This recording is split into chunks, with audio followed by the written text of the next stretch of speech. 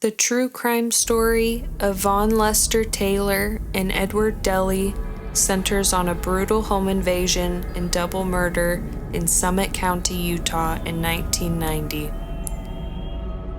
On December 22, 1990, Vaughn Taylor, who was 25, and Edward Deli, who was 21, escaped from a halfway house where they were serving time for prior offenses.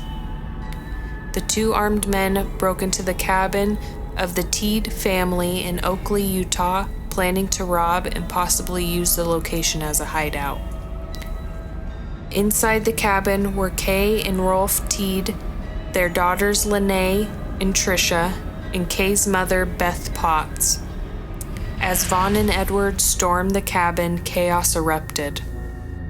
Taylor, the more violent of the two, shot and killed Kay Teed and Beth Potts execution style.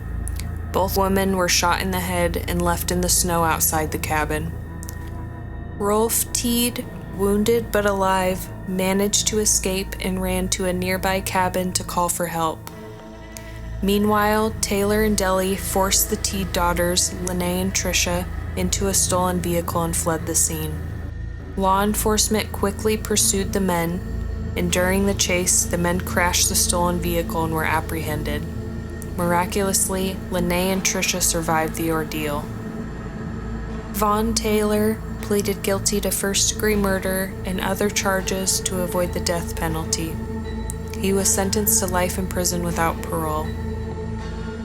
Edward Deli accepted a plea deal, pleading guilty to reduced charges, including manslaughter and kidnapping. He received a lighter sentence and was eventually paroled in 2008. Vaughn Taylor was identified as the primary instigator and the one who fired the fatal shots.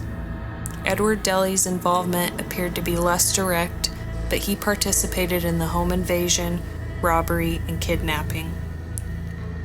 The case remains controversial due to Deli's lighter sentence, with critics arguing that he was complicit in the violence, even if he didn't pull the trigger.